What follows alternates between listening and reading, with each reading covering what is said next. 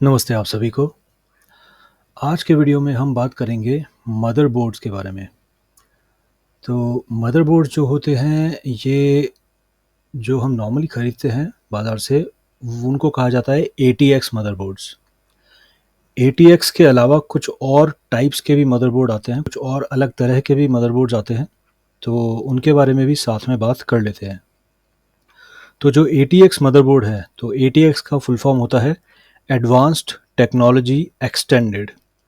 तो ये ATX motherboard हुआ advanced technology extended motherboard and power supply configuration.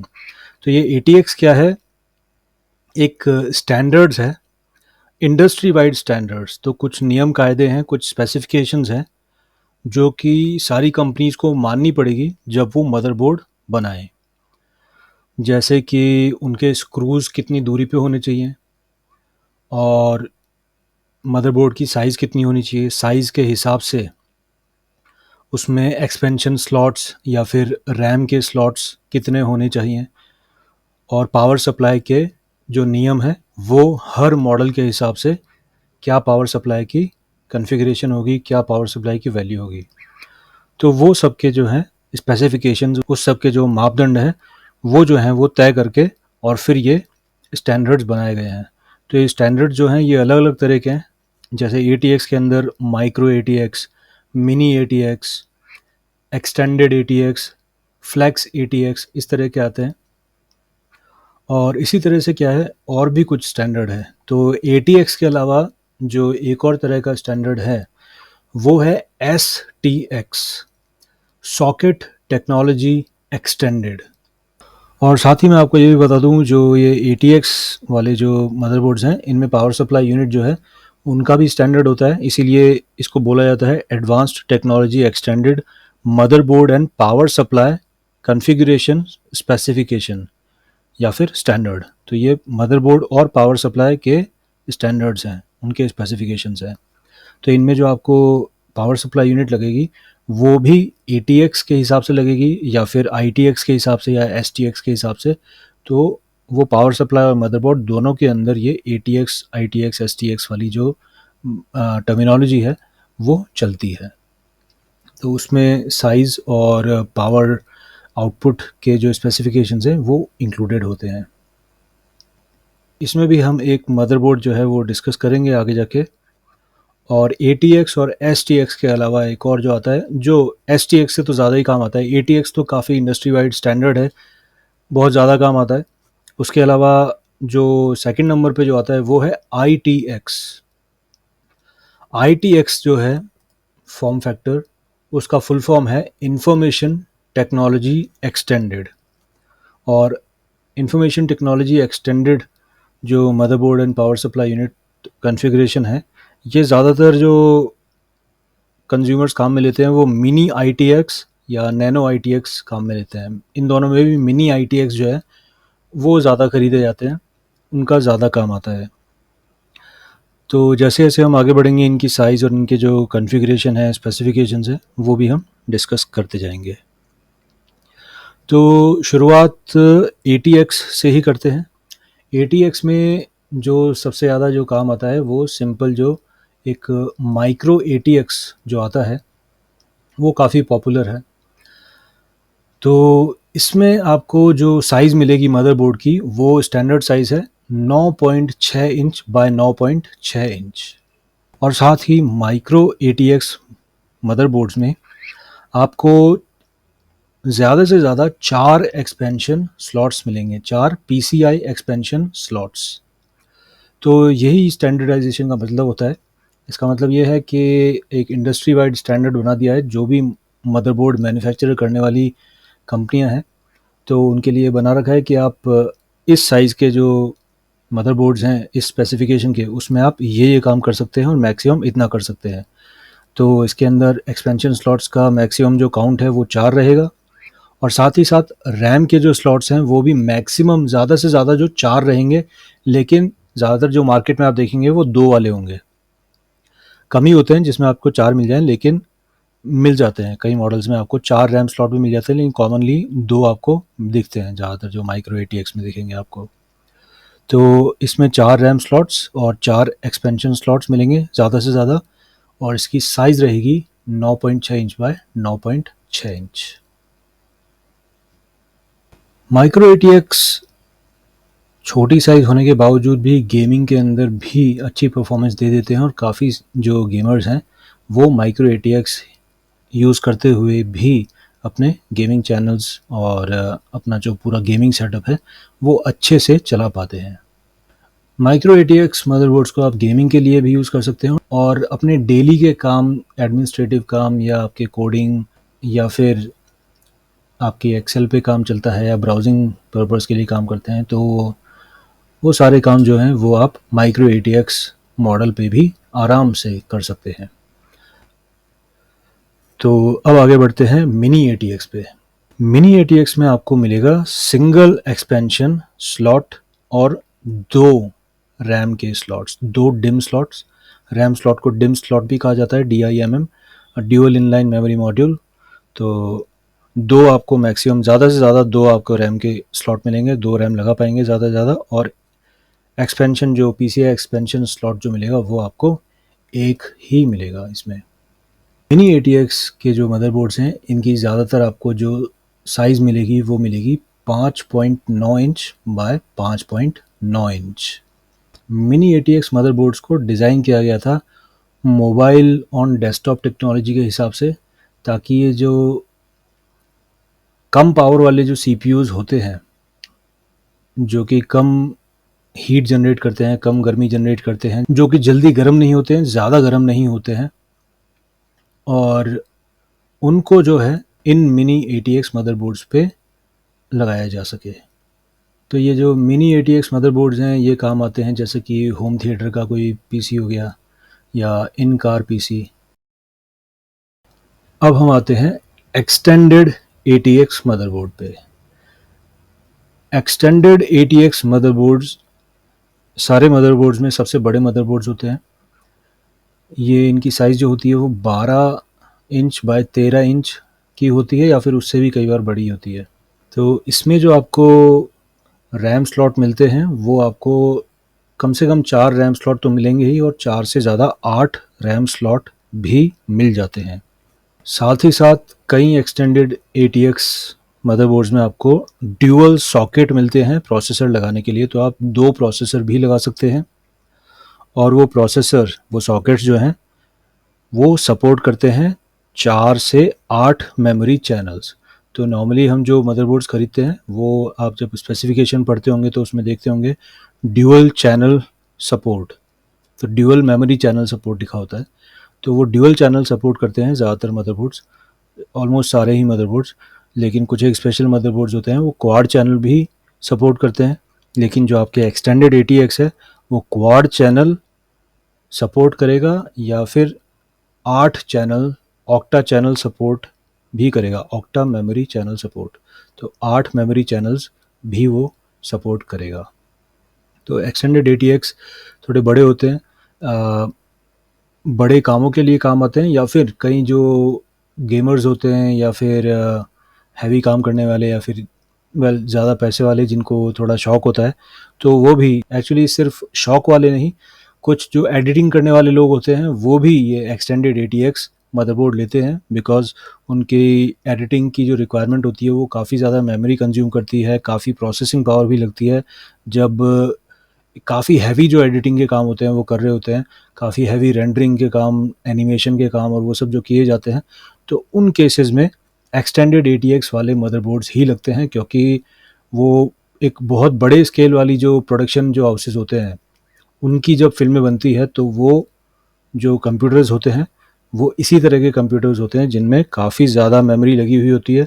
4 channel 8 channel support करने वाले मदरबोर्ड होते हैं।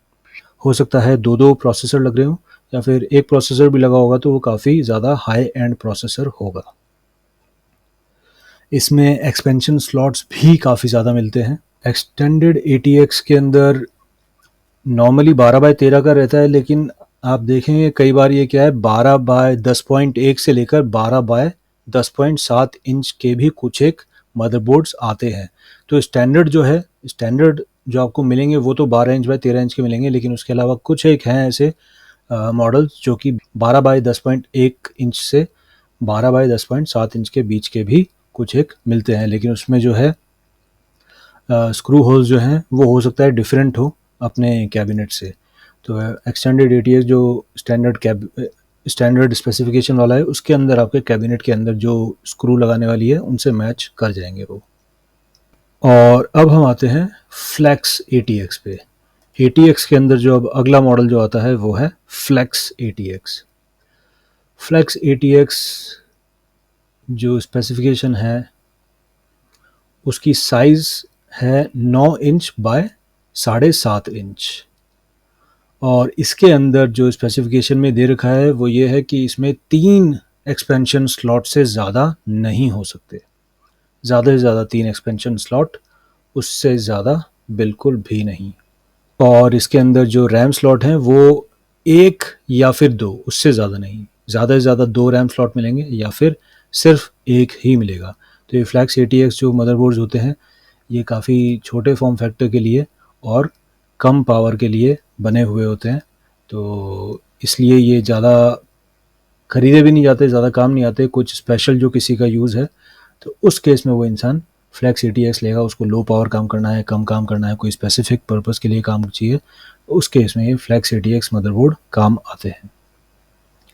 तो अभी तक हम डिस्कस कर चुके हैं अपना ATX में जो नॉर्मल ATX जो होता है उसको ATX ही कहा जाता है। उसके अलावा माइक्रो ATX जो कि काफ़ी पॉपुलर है, मिनी ATX जो कि ज़्यादा नहीं ख़रीदा जाता, और एक्सटेंडेड ATX जो कि सबसे हाई एंड है, कम ख़रीदा जाता है लेकिन हाँ काफ़ी चलता है, कई लोग खरीदते हैं। इसका भी एक अच्छा खासा मार्केट है एक्सटेंडेड ATX का। और उसके अलावा फ्लैक्स ATX जो कि एक कुछ स्पेसिफिक यूज़ के लिए है, और ये भी कम ही लिया जाता है। अब हम आते हैं एक और थोड़ा जो पॉपुलर है उस पे, वो है मिनी ITX। मिनी ITX जो है उसकी साइज़ होगी 6.7 इंच बाय 6.7 इंच, और साइज़ छोटी होने के बावजूद इसमें भी आपको ऑनबोर्ड वाईफाई, ब्लूटूथ और M.2 स्लॉट्स वगैरह सब मिल जाएंगे।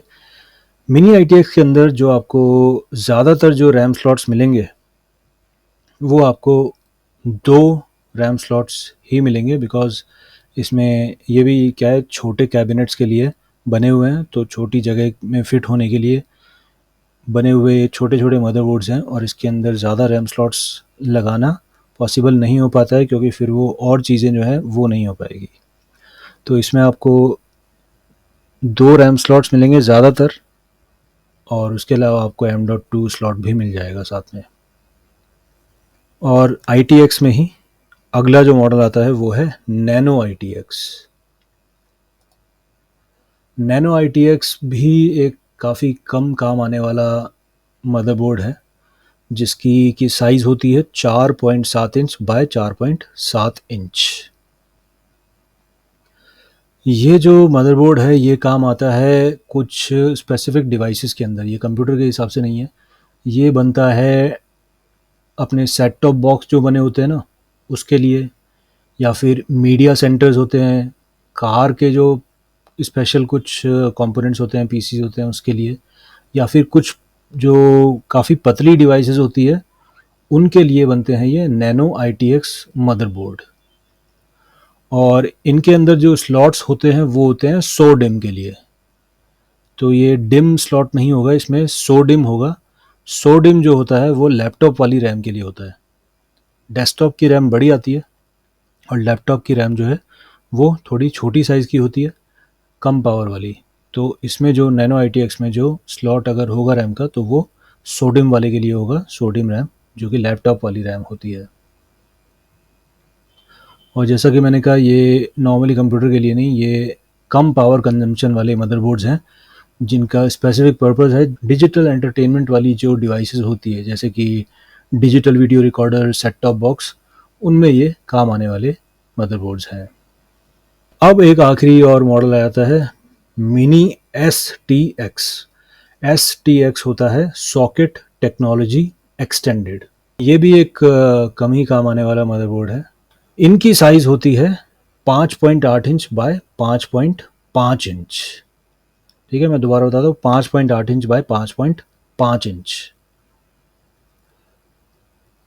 तो मिनी STX जो मदरबोर्ड होता है वो अपने जो नक इंटेल के जो नक आते हैं NUC उनसे ही बड़ा होता है, और नैनो ITX जो होते हैं जो 4.7 इंच बाय 4.7 इंच के होते हैं उन नैनो ITX से भी बड़ा होता है। तो मिनी STX ये 5.8 इंच बाय 5.5 इंच का मदरबोर्ड है। इनको डिज़ाइन किया गया है अल्ट्रा कॉम्पैक्ट चीज़ों के लिए, जहाँ पे स्पेस की बहुत रिक्वायरमेंट होती है, कम होती है स्पेस की गुंजाइश, इतनी ज़्यादा जगह नहीं होती, और वहाँ पे आपको एक मदरबोर्ड बनाना है जिसके अंदर सारे कंपोनेंट्स लगाने हैं। तो इसमें अगर कोई मिनी डेस्कटॉप बनाना है, मिनी PC बनाना है, तो उसमें मिनी STX लगाए जाते हैं। तो इसमें भी कुछ एक्सपेंशन की जो गुंजाइश है वो कम हो जाती है, एक्सपेंशन स्लॉट्स जो हैं वो कम हो जाते हैं, और मिनी STX के अंदर जो आपको रैम के स्लॉट्स मिलेंगे वो भी ज़्यादातर 2 ही रैम के स्लॉट मिलेंगे। वो ऑब्वियस बात है, क्योंकि इतना छोटा जब 5.8 इंच बाय 5.8 इंच का आपका मदरबोर्ड है तो फिर उसमें आपको 2 रैम स्लॉट से ज़्यादा मिलना काफ़ी मुश्किल है। तो ये हो गई बात अपनी मिनी STX बोर्ड की। तो ये सारे जो अपने मदरबोर्ड्स होते हैं, और इन्हीं के हिसाब से फिर आप अपना कैबिनेट भी खरीदते हैं। अब मैं आशा करता हूँ आपकी डेस्क के हिसाब से आपके पास कितनी जगह है उसके हिसाब से आप मदरबोर्ड की साइज़ और कैबिनेट की साइज़ का चुनाव अच्छे से कर पाएंगे, और उसमें भी आप देख लेंगे कि आप जो मदरबोर्ड ले रहे हैं उसमें आपको कितने रैम के स्लॉट मिलेंगे और कितनी पावर लगेगी उसमें। तो ये सब सोच के और फिर आप जो है कंप्यूटर खरीदिए।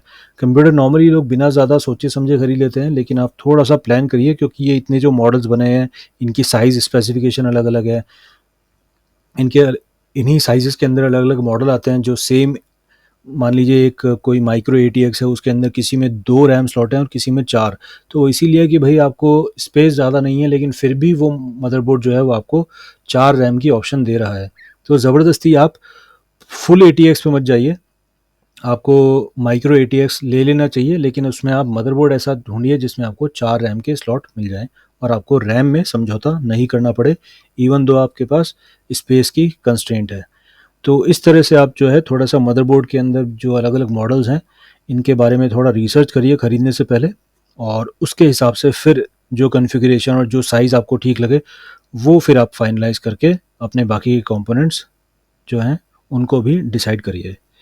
तो ये साइज़ वाला जो फैक्टर था, ये कई लोग ध्यान नहीं रखते, कई लोगों को पता ही नहीं होता माइक्रो ATX क्या है, मिनी ATX क्या है, ATX, एक्सटेंडेड ATX। तो ये सारी चीज़ें जानना ज़रूरी है, स्पेशली जो स्टूडेंट्स हैं और जो एंथुसियास्ट्स हैं, PC एंथुसियास्ट्स, उनके लिए भी। तो आप इस बारे में ज़रूर हमेशा ध्यान रखिएगा। तो आज के वीडियो में बस इतना ही। आपने अपना महत्वपूर्ण समय दिया, उसके लिए बहुत बहुत धन्यवाद। आपका दिन शुभ रहे।